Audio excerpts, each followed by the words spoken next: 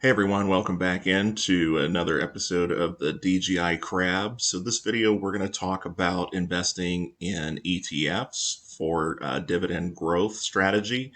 And like with single stocks, I think it's most important to approach ETFs based on your age.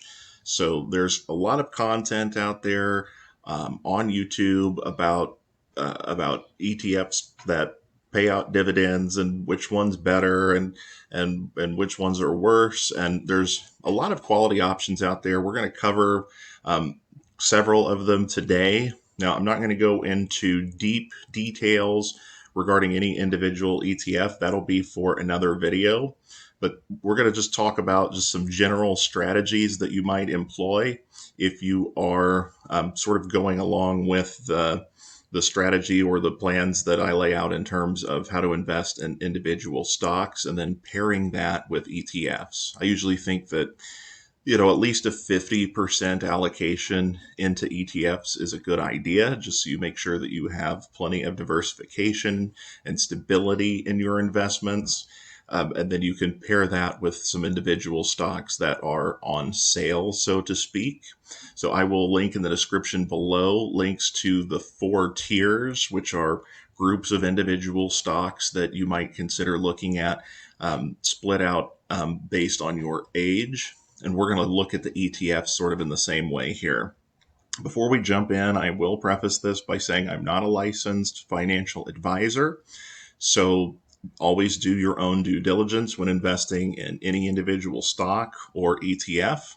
These are simply my opinions on what I think are some good strategies that you can employ in your investing journey. Again, depending on how old you are and what your timeline is, which is ultimately the most important thing to consider.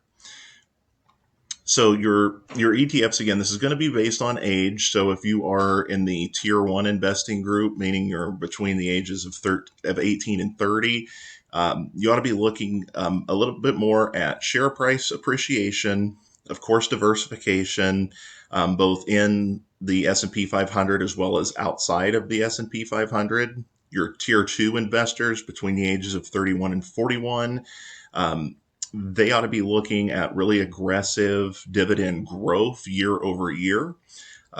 Some share price appreciation is still important, and I definitely wouldn't completely disengage from the S&P 500 at this point either. Your tier 3 investors, aged 42 to 53, you're going to be probably looking at acquiring more of a higher starting yield. You still want some steady dividend growth.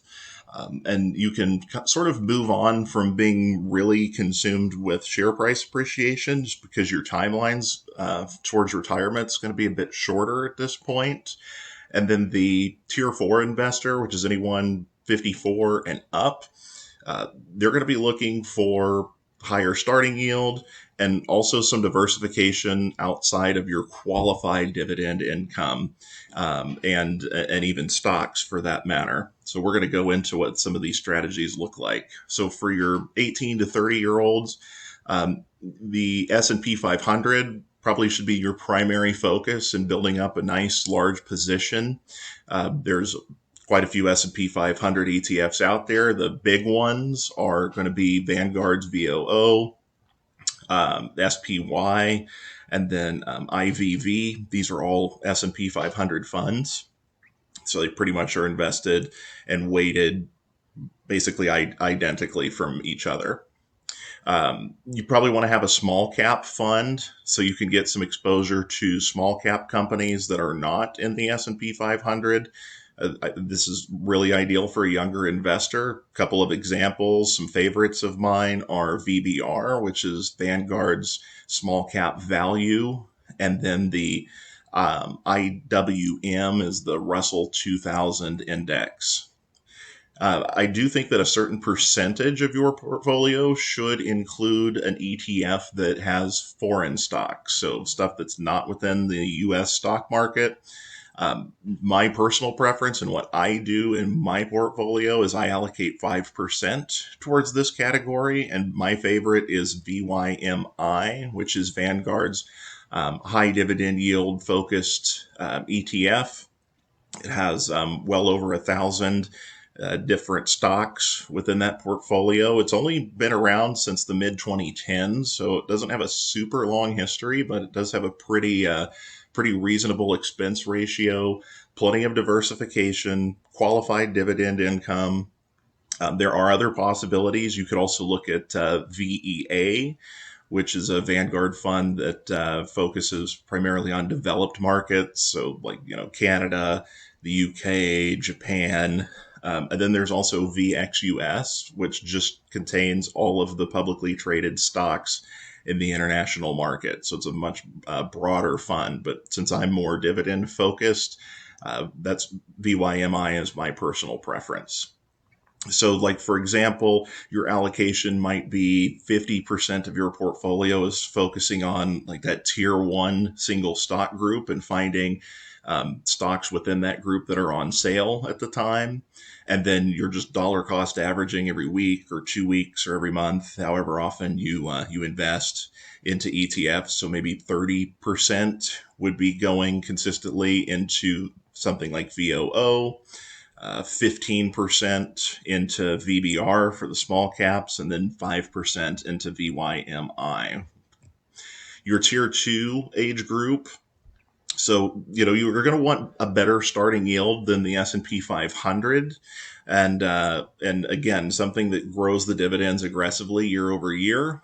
I have found two ETFs that really stand out. I think VIG, which is Vanguard's Dividend Appreciation Fund, and then DGRO, which is the BlackRock iShares Fund, which is also focused on dividend growth. Both of these are fantastic ETFs that are going to offer a better starting yield than the S&P 500, usually right around 2-ish%, give or take. And they've both pretty consistently year over year been able to grow the dividend payout anywhere from 8 to 12% year over year. So really solid funds that are very much in line with what this age group ought to be looking at. Now, keeping some allocation towards the S&P 500 and foreign stocks definitely should still happen, just maybe not quite as much so as if you're 30 or younger. So an example allocation here might be 50% goes into the tier 2 stock group, 30% into DGRO, about 10% into VOO, and then 5% each into your small cap and into your foreign stock. Tier 3 for the 42 to 53-year-old, we do want a little bit better starting yield here. We don't want to totally abandon the idea of year-over-year dividend increases. I think there's 3 funds for this category that really stand out. So there's VYM, Vanguard's high dividend paying ETF. There is SCHD, which is the Schwab sort of equivalent of that. And then DHS, which is kind of an underrated fund from Wisdom Tree that pays monthly, which is kind of nice. I really like all 3 of these. I don't think you could go wrong with any individual one.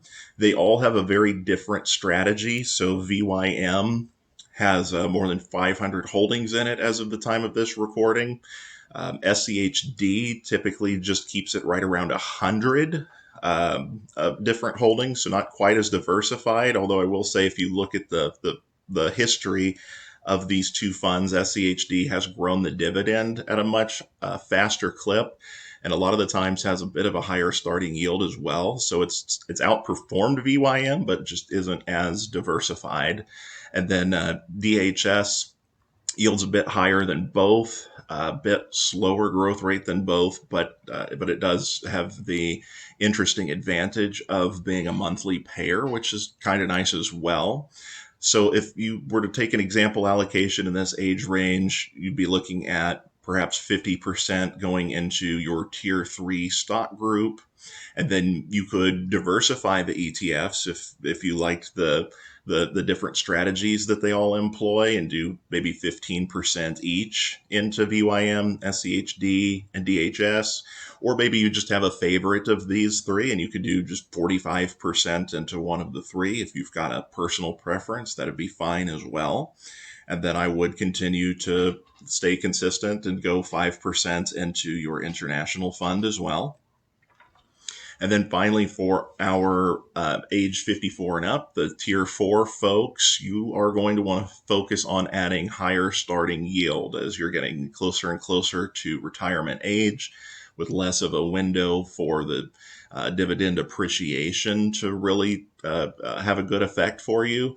And this is also a point where you may want to consider diversifying into some investments that up to this point in time, I generally would recommend people would avoid. So we're talking about non-qualified dividend income that does get taxed at an ordinary income rate. So you might be looking at some exposure to real estate or real estate investment trusts, BDCs, business development companies, and MLPs, master limited partnerships. They could all come into play at this point, especially if you're following a similar strategy as mine and you haven't been adding these types of investments up to this point.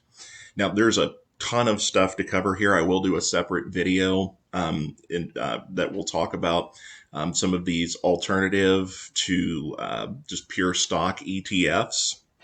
But a high starting yield ETF that is stock centric that you could consider here at this point would be SPYD, which is employs just a very simple strategy. It just simply takes the 80 highest yielding stocks in the S&P 500, and that's what it holds, and then it rebalances year to year. And certainly not a bad fund, low expense ratio. A lot of the times, real estate is the largest individual sector that it will hold, because real estate typically yields higher than a lot of other stock categories. Definitely not a bad one to take a look at. If you're in this age range, you're probably going to get a starting yield in the high 4%, maybe even low 5% range, depending on the price of it when you buy it. So an example allocation here might be 50% going into the tier 4 stock group, 30% into SPYD, and then 15% into some combination of VYM, SCHD, or DHS. And again, there are some alternatives here we could consider, like bonds and whatnot. But as I said, I'm going to do a more in-depth video for this age group with some interesting alternatives that just don't really have time to go in depth on in this one video. And again, because you're getting a decent starting yield, I still like VYMI quite a bit for your non-US allocation, even at this particular age range. So that is the breakdown by age. Again, I have the links in the description below to the tier 1 through 4 stock group, my favorites for each particular age range and why I think that they make the most sense for those ages.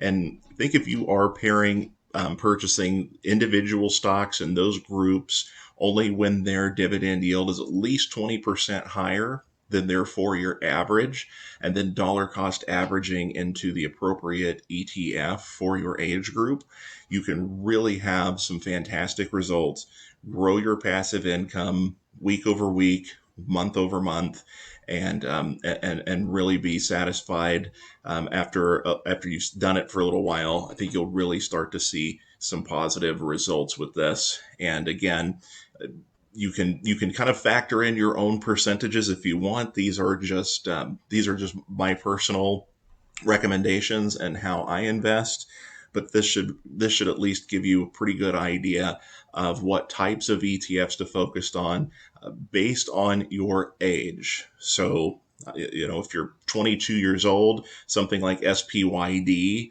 doesn't make a ton of sense to me, and if you're 59 years old, then something like the S&P 500 doesn't make a ton of sense either if you are looking to live off of dividends and not be worried about the swings in the market and the up and down price swings dictating too much about how much expenses you'll be able to pull out of your accounts month over month, and you just want to rely on those dividends. So my name is Colby, the DGI Crab. Email me your questions at dgicrab@yahoo.com, and I will catch you on the next video. Keep investing, everybody.